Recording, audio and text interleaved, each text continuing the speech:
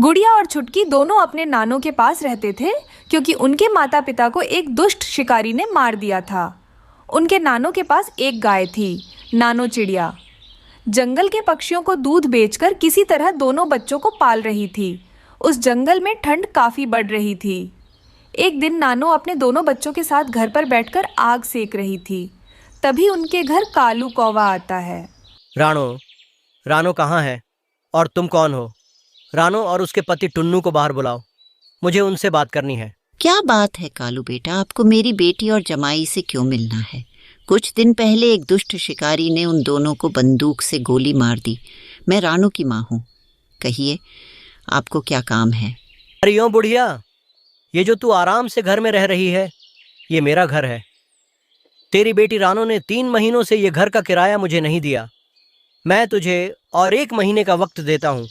तुम जल्द से जल्द 4 महीनों का किराया चुका दो, वरना तुम तीनों को इस घर से बाहर निकालकर तुम्हारी गाय को मेरे साथ ले जाऊंगा। कालू बेटा, मैं तो सोच रही थी कि ये घर मेरी बेटी का है। मुझे नहीं पता था कि मेरी बेटी इस किराए के घर में रह रही थी। मैं अब बहुत बूढ़ी हो चुकी हूँ। अगर आप घर से बाहर निकाल दोगे तो दोनों बच्चों के साथ कहाँ जाऊंगी? ये बात तुम्हारी बेटी ने तुम्हें नहीं बताया, तो इसमें मैं क्या करूं? आज मैंने तुम्हें बता दिया। तुम जल्द से जल्द 1 महीने में पैसों का व्यवस्था कर लो, वरना तुम सबको बाहर निकाल दूंगा। अब मैं जा रहा हूं, 1 महीने के बाद फिर से वापस लौटूंगा। धीरे धीरे 1 महीना बीत जाता है। गुड़िया की नानो 4 महीनों का किराया जमा नहीं कर पाती है। कालू वहां आकर उन तीनों को घर से बाहर निकाल देता है और घर को बड़ा सा ताला लगा देता है। कालू बेटा, मुझे घर से बाहर मत निकालिए। मैं छोटे छोटे बच्चों को लेकर कहाँ जाऊंगी? जहां भी जाओ, इससे मेरा क्या मतलब? अगर किराया देना है तो रहो, वरना निकलो, भागो यहाँ से। कालू अंकल, हमें आपके घर में रहने दीजिए। देखो ना, बाहर कितनी ठंड है। मेरी छोटी बहन ठंड से कांप रही है। कालू कौवा उनकी एक नहीं सुनता। वो घर को ताला लगाकर उनकी गाय को भी वहां से अपने साथ ले जाता है। नानो नानो, अब हम इतनी ठंड में कहाँ रहेंगे? देखो ना, छोटी ठंड से कांप रही है। गुड़िया, छुटकी, तुम दोनों चिंता मत करो। तुम्हारी नानो अब तक जिंदा है। चलो हम कहीं और चलते हैं और रहने की जगह ढूंढते हैं। फिर वो बच्चों को लेकर रहने की जगह ढूंढने लगती है। तभी उनको एक खाली पड़ा घर दिखाई देता है। अरे, इस घर को तो किसी पक्षी ने पूरा बनाया ही नहीं। ये तो कई जगह से टूटा हुआ भी है। हम सब यहाँ नहीं रह सकते। गुड़िया, इस टूटे हुए घर में हम सबको बहुत ठंड लगेगी। चलो हम सब कहीं और चलते हैं। नहीं नानो, अब हम कहीं नहीं जाएंगे। हम इसी घर में रहेंगे। हमारे घर के पास हमारी गाय का ढेर सारा गोबर पड़ा है। हम उस गोबर से ही इस घर की मरम्मत करेंगे। जब हम गोबर से घर को पूरी तरह से ढक देंगे तो ठंडी हवा घर के अंदर नहीं आएगी। अरे वाह गुड़िया, तुम सही कह रही हो। तुम दोनों जाकर गोबर इकट्ठा करके मेरे पास लाओ। मैं गोबर से पूरा घर ढक दूंगी। गुड़िया और छुटकी ढेर सारा गोबर इकट्ठा करते हैं। उस गोबर को अपने नानों के पास ले आते हैं। उनकी नानो उस गोबर से पूरा घर को ढक देती है। थोड़ी ही देर में उनका गोबर का घर बनकर तैयार हो जाता है। ठंडी ठंडी मौसम में गोबर का घर अंदर से बहुत ज़्यादा गर्म था। उस गोबर के घर में वो तीनों खुशी खुशी से रहने लगते हैं। घर में पड़े हुए आलूओं से रानो चिड़िया अपनी बेटी चुटकी के लिए आलू फ्राइज बनाती है। माँ, आप आलू फ्राइज बहुत ही स्वादिष्ट बनाती हो। हाँ छुटकी बेटा, जंगल के पक्षियों को भी आलू फ्राइज बहुत पसंद है। काश मेरे पास ढेर सारे आलू होते तो मैं इस जंगल में आलू फ्राइज का ठेला लगा लेती। माँ, मैं यही कहने वाली थी। फिर तो हम दोनों बहुत ज्यादा अमीर हो जाएंगे। छुटकी बेटा, हमारे पास इतने पैसे नहीं हैं। हम ये व्यापार नहीं कर सकते। खिड़की के पास बैठा हुआ कालू कौवा रानो और छुटकी चिड़िया की बातें सुन रहा था। अरे वाह वाह, ये तो बहुत ही अच्छा मौका है चिड़िया को मेरे जाल में फंसाने का। दूसरे दिन कालू कौवा ढेर सारे आलूओं के बोरी एक बैलगाड़ी में रखकर चिड़िया के घर के पास रख देता है और वहां से चला जाता है। अरे ये क्या, ये किसकी बैलगाड़ी है? ये किसने यहाँ छोड़ दिया? माँ, शायद कोई पक्षी भूल गया होगा। थोड़े समय बाद वो वापस आकर अपना बैलगाड़ी ले जाएगा। थोड़ी देर बाद वो बैलगाड़ी का मालिक बूढ़ा कौवा वहां आता है। बूढ़े कौवे, तुमने मेरे घर के सामने बैलगाड़ी क्यों रखा? ये आलू के बोरियां मेरे मालिक कालू के हैं। वो आज बहुत ज्यादा उदास है, इसलिए उन्होंने कहा आलूओं को नदी में फेंक देना। क्या अब तुम इतने सारे आलूओं को नदी में फेंक दोगे? हाँ, अब मालिक ने कहा है तो मुझे ऐसा ही करना पड़ेगा। बूढ़े, इन आलूओं को मुझे दे दो, मैं जंगल में आलू फ्राइज का ठेला लगा लूंगी। हाँ, ये ठीक है, तुम ऐसा ही करना। फिर बुरा कौवा सारे आलू के बोरियों को रानों को दे देता है और बैलगाड़ी लेकर वहाँ से चला जाता है। चिड़िया कह रही थी कि वो उन आलूओं से जंगल में आलू फ्राइज बनाकर बेचेगी। अरे वाह, मैं भी तो यही चाहता हूँ। जब चिड़िया अच्छे से कमाने लगेगी, मैं चिड़िया के पास जाकर उसका ठेला ले लूंगा। दूसरी तरफ चिड़िया ढेर सारे आलूओं को देखकर काफी ज्यादा खुश हो रही थी। माँ, इन आलूओं से आलू फ्राइज बनाकर जंगल के पक्षियों को बेचकर बहुत अमीर बन जाएंगे। हाँ छुटकी बेटा, मगर 3-4 महीने बाद ये आलू खत्म हो जाएंगे, फिर हम क्या करेंगे? इसीलिए मैं सोच रही हूँ कि आधे आलू से खेती करूँगी और बाकी आलू से आलू फ्राइज बनाकर बेचूंगी। फिर उस दिन माँ बेटी आधे आलू को अपने ज़मीन में बो देते हैं और अच्छे से रोज़ पानी देने लगते हैं। फिर रात होते ही रानो चिड़िया सुबह आलू फ्राइज बनाने के लिए आलूओं को काट रही थी। सुबह होते ही चिड़िया उन आलूओं से आलू फ्राइज बनाकर अपने ठेले पर रखकर बेचने लगती है। हरियाली, तुम कहती हो ना मैं तुम्हें कुछ खिलाता नहीं, चलो मैं आज तुम्हें आलू फ्राइज खिलाऊंगा। लूसी, चलो मेरे साथ आज रानों के बनाए हुए गरम गरम आलू फ्राइज खाते हैं। उस दिन रानू के ठेले पर बहुत सारे पक्षी आकर आलू फ्राइज खा रहे थे और काफी मजे ले रहे थे। शाम तक चिड़िया की अच्छी खासी कमाई हो जाती है। वो उस दिन बहुत खुश थी। छुटकी बेटी, हमारा धंधा चल पड़ा। पहले ही दिन देखो कितने सारे पैसे आए। हाँ मम्मा, मुझे पहले ही पता था, क्योंकि आप आलू फ्राइज बहुत ज्यादा मजे के बनाती हो। ऐसे ही 3-4 महीने बीत जाते हैं। चिड़िया का ठेला अच्छे से चलने लगा था। चिड़िया ने तो अब अच्छा वाला ठेला ले भी लिया था। चलो, अब समय आ गया है चिड़िया के ठेले पर कब्जा करने का। मेहनत चिड़िया करेगी और ठेला चलाऊंगा मैं। ये सोचकर कालू खुशी खुशी से रानों के पास जाता है।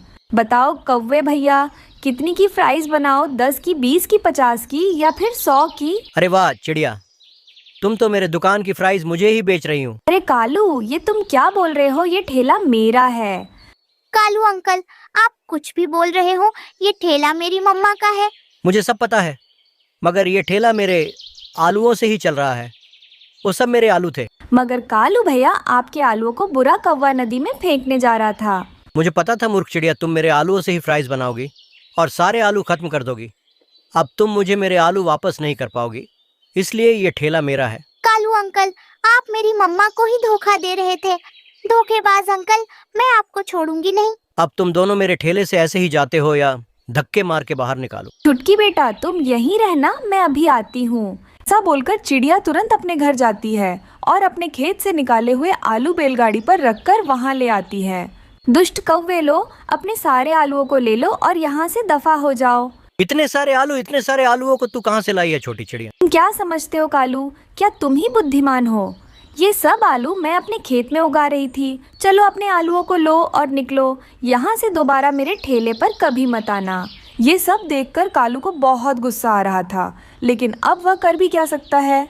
अपने सारे आलूओं को लेकर शर्मिंदा होकर वहाँ से चला जाता है। देखा छुटकी बेटा, अगर मैंने उस दिन दिमाग से काम नहीं लिया होता तो आज हमारा ठेला वो कालू कब्जा कर लेता। हाँ मम्मा, जो दूसरों के साथ बुरा नहीं करता, उनके साथ भी कभी बुरा नहीं होता। दूर किसी जंगल में एक चिड़िया और एक कौवा रहते थे। चिड़िया और कौवा भोजन की खोज में मारे मारे फिर रहे थे, क्योंकि उन दिनों जंगल में भोजन का मिलना बहुत मुश्किल था। चिड़िया और कौवा थक जाते हैं और नदी के पास जाकर बैठ जाते हैं। कौवे भैया, मुझे बहुत भूख लगी हुई है और अभी तक कुछ भी खाने को नहीं मिला। शायद आज भी हमें खाली पेट ही घर लौटकर जाना होगा। मैं और नहीं उड़ सकता। मेरे शरीर में अब इतनी ताकत नहीं कि और उड़ सकूं। मैं तो इस नदी से पानी पीकर वापस जा रहा हूँ। चिड़िया और कौवे की बातें पास वाला नारियल का पेड़ सुन रहा था। वो एक जादुई नारियल का पेड़ था। वो पेड़ चिड़िया और कौवे से कहता है, कौवे और चिड़िया, मैं तुम दोनों को एक एक नारियल देता हूँ, मगर याद रखना तुम्हें ये नारियल किसी दूसरे भूखे पक्षी को देना होगा। पेड़ जी, मगर हम भी तो भूखे हैं। हम भी भूख से मर रहे हैं। आप हमें नारियल दें ताकि पहले हम अपनी भूख मिटा सके। पहले दूसरों की भूख मिटाओ, और फिर बाद में तुम्हें तुम्हारी नेकी का बदला मिलेगा। फिर वो जादुई नारियल का पेड़ चिड़िया और कौवे को एक एक नारियल दे देता है। चिड़िया और कौवा अपना अपना नारियल लेकर अपने अपने घरों को उड़ते हैं। अपने घर के बाहर बीमार बूढ़ी कौवी बैठी हुई थी। कौवे बेटा, मैं बीमार हूँ और भोजन लेने नहीं जा सकती, इसलिए तुम अपना यह नारियल मुझे दे दो। कौवा सोच में पड़ जाता है। अगर ये नारियल मैंने इसे दे दिया तो मैं क्या खाऊंगा? मैं कोई बहाना बना देता हूँ। ये सोचकर कौवा बूढ़ी कौवी से कहता है, बूढ़ी माँ जी, मैं मेरे पड़ोस में एक बीमार तोता रहता है। मैं ये नारियल का फल उसके लिए लेकर जा रहा हूँ। माफ करना, मैं ये तुम्हें नहीं दे सकता। ऐसे कहते हुए कौवा आगे बढ़ जाता है और घने पेड़ के नीचे बैठकर पत्थर पर मारकर वो नारियल तोड़ता है और खाने लगता है। कौवा वो नारियल खा लेता है। चिड़िया भी अपना नारियल लेकर जा रही थी। वो सोच रही थी कि वो ये नारियल किसे दे। तभी वही बूढ़ी कौवी चिड़िया से वो नारियल मांग लेती है। चिड़िया बेटी, मैं भूखी हूँ, तुम ये अपना नारियल मुझे दे दो। माँ जी, धन्यवाद मेरी मुश्किल आसान करने के लिए, क्योंकि मैं ये नारियल किसी गरीब पक्षी को ही देना चाहती थी। चिड़िया बूढ़ी कौवी को वो नारियल दे देती है और वहाँ से चली जाती है। दूसरे दिन कौवा और चिड़िया दोनों फिर से उस जादुई नारियल के पेड़ के पास पहुँच जाते हैं। कौवे, क्या तुमने वो नारियल किसी गरीब को दे दिया था? कौवा झूठ बोलता है। हाँ हाँ पेड़ जी, मैंने वो नारियल एक भूखे तोते को दे दिया था जो उड़ नहीं सकता था। पेड़ जी, मैंने वो नारियल एक बूढ़ी कौवी को देकर उसकी भूख मिटाई। वो बूढ़ी थी, उड़ नहीं सकती थी, इसलिए मैंने उसकी मदद की। तुम दोनों ने जो जो किया ठीक किया। फिर वो जादुई नारियल का पेड़ दोनों को एक एक नारियल और दे देता है। चिड़िया और कौवा खुश हो जाते हैं। पेड़ जी, धन्यवाद, मुझे बहुत भूख लगी हुई है। आज तो यह नारियल खाकर मेरी भूख मिट जाएगी। मैं भी बहुत भूखा हूँ। नहीं, ये फल तुम्हारे लिए नहीं है। आज फिर तुम्हारी परीक्षा है। तुम दोनों जाओ और जंगल में देखो जो पक्षी तुम्हें सबसे पहले दिखाई दे। तुम दोनों अपना यह फल उसे दे देना। पेड़ की बात मानकर कौवा और चिड़िया फिर से जंगल की तरफ निकल जाते हैं। सामने कबूतर बैठा हुआ था, जिसे देखकर कौवा अपना मुंह दूसरी तरफ कर लेता है। अगर मैंने इसे देख लिया तो ये फल इसे देना पड़ेगा, मगर मैं ये फल खुद खाऊंगा। कौवा झरने के पास जाकर बैठ जाता है और मजे मजे से वो नारियल का फल खा लेता है। मगर चिड़िया जानती थी कि अगर उसने वो फल खाया तो उसे झूठ बोलना पड़ेगा, इसलिए चिड़िया वो फल अपने पड़ोसी कबूतर को दे देती है। कबूतर भैया, ये फल आपके लिए लाई हूँ मैं। मगर चिड़िया, इस मौसम में तुम्हें ये फल कहाँ से मिल गया? कबूतर भैया, ये मेरी एक परीक्षा है। ऐसे कहते हुए चिड़िया अपने घर चली जाती है। आज फिर से चिड़िया भूखी थी, वो भूखी सो जाती है। अगले दिन जब चिड़िया नारियल के पेड़ के पास जाती है तो वो पेड़ चिड़िया से कहता है, चिड़िया, तुम ईमानदार और बहुत अच्छी चिड़िया हो। तुम मेरी परीक्षा में पूरी उतरी हो। इस नदी के पार जाओ और सामने आने वाले बाग के सारे फल तुम्हारे हैं। तुम जितने चाहो फल खा सकती हो और अपने दोस्तों को भी दे सकती हो। चिड़िया बहुत खुश होती है और नदी के उस पार चली जाती है। थोड़ी देर बाद कौवा भी वहां आ जाता है। पेड़ जी, मैंने वो नारियल एक बुलबुल को दे दिया था। आज मैं बहुत भूखा हूँ। आज मुझे 2 नारियल के फल देना, ताकि एक मैं खाऊं और एक गरीब को दे सकूं। कौवे, तुम झूठे हो और तुम मेरी परीक्षा में हार गए हो। तुम यहाँ से भाग जाओ, तुम्हारे लिए मेरे पास और कुछ नहीं है। ये सुनकर कौवा रोने लग जाता है और रोता हुआ वहां से चला जाता है।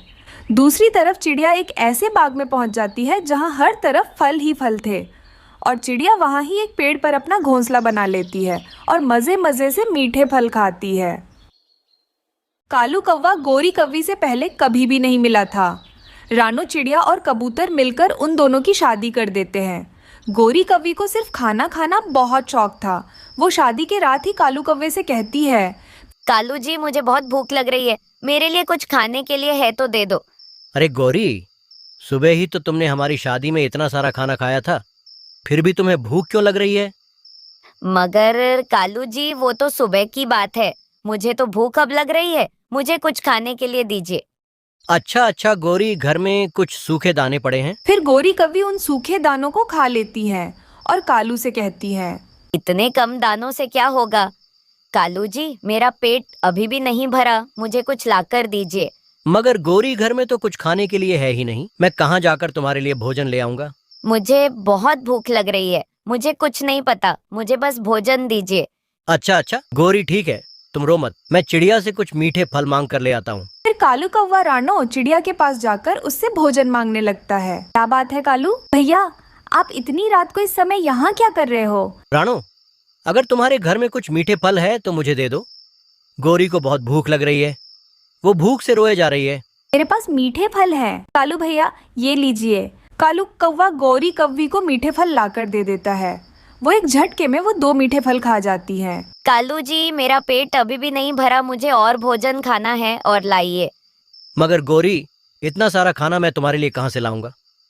अब तुम सो जाओ, रात हो गई है, खाने के बारे में सुबह देखते हैं। कालू जी, मुझे भूखा पेट सोया नहीं जाता, मुझे कुछ नहीं पता, मुझे और भोजन चाहिए। कालू जी कुछ करिए। फिर कालू कौवा लूसी कबूतरी के पास जाकर उससे मिठाई मांगकर गौरी कव्वी को दे देता है। गौरी कव्वी मजे मजे से सारी मिठाई खाने लगती है। कालू जी, अब थोड़ा ठीक लग रहा है, अब चलिए सो जाइए। ये क्या, मैंने कौन सी भुक्कड़ से शादी की? इससे अच्छा तो मैं जिंदगी में अकेला ही रहता। धीरे धीरे करके कुछ महीने बीत जाते हैं। गौरी कव्वी ढेर सारा भोजन खा खाकर मोटी हो जाती है। एक दिन गौरी कव्वी अपने पति को फोन लगाती है। उसका पति कालू कौवा अपने ठेले के पास ब्रेड ऑमलेट बेच रहा था। कालू जी, घर में खाने के लिए कुछ भी नहीं है, आप अपने ठेले से मेरे लिए ब्रेड ऑमलेट भेज दीजिए। थोड़े समय बाद कालू कौवा गौरी के लिए ब्रेड ऑमलेट भेज देता है। वो मजे मजे से ब्रेड ऑमलेट खाने लगती है। वो एक ब्रेड ऑमलेट से उसका पेट नहीं भरता है। वो सीधा अपने पति कालू के ठेले के पास आ जाती है। गौरी, तुम यहाँ क्यों आई हो? कालू जी, आपने तो सिर्फ मेरे लिए एक ही ब्रेड ऑमलेट भेजा था, एक से मेरा काम कैसे चलेगा? मुझे बहुत भूख लग रही थी, इसलिए मैं आपके ठेले के पास आ गई। कालू कौवा गौरी को एक प्लेट ब्रेड ऑमलेट दे देता है। वो मजे मजे से खाने लगती है। कालू जी, मेरा पेट अभी भी नहीं भरा, और दीजिए। वो धीरे धीरे करके सारे ब्रेड और ऑमलेट खा जाती हैं। कालू कौवे को जंगल के पक्षियों को बेचने के लिए अपने ठेले में कुछ भी खाना नहीं बचा था। कालू, मेरे लिए एक प्लेट ब्रेड ऑमलेट देना। कबूतर, तुम्हें देने के लिए ये ठेले में कुछ बचा ही नहीं, मैं तुमको क्या दूंगा? मैं अगले दिन से तुम्हारे ठेले पर नहीं आऊंगा। ऐसा कहते हुए कबूतर कालू कौवे पे गुस्सा हो जाता है। कालू कौवा उदास हो जाता है। उसे क्या करना है कुछ भी समझ में नहीं आ रहा था। इसके बाद कुछ दिनों तक गौरी कालू कौवे के ठेले के पास आकर सारा भोजन खत्म करने लगी। कालू कौवा गरीब होता जा रहा था। ऐसे ही एक रात अचानक से गौरी के सीने में दर्द होने लगा। आह कालू जी, आह, मेरे सीने में बहुत दर्द हो रहा है, कुछ कीजिए कालू जी, वरना मैं मर जाऊंगी। कालू जल्दी से गौरी को हॉस्पिटल ले आता है। वहाँ बुलबुल डॉक्टर गौरी से कहती हैं, गौरी बहन, आपको छोटा मोटा हार्ट अटैक हुआ है। Heart attack? मगर कैसे, क्यों? अभी तो मेरी उम्र बहुत कम है। गौरी बहन, हार्ट अटैक उम्र देखकर नहीं आता है। आपको खाना पानी कम करना होगा, वरना आपके जान को खतरा हो सकता है। मैं इतनी जल्दी मरना नहीं चाहती हूँ, मैं कुछ भी करूँगी। गौरी बहन, आपको बहुत ज्यादा काम करना पड़ेगा और खाना कम खाना पड़ेगा। गौरी कव्वी डर जाती है। उसके बाद से वो पूरी तरह बदल गई। उसने बहुत खाना खाना कम कर दिया और मोटापा कम करने के लिए अपने पति कालू कौवे के ठेले में काम करने लगी। धीरे धीरे भुक्खड़ बीवी पतली हो जाती है। फिर कालू और गौरी खुशी खुशी से अपनी जिंदगी गुजारने लगते हैं।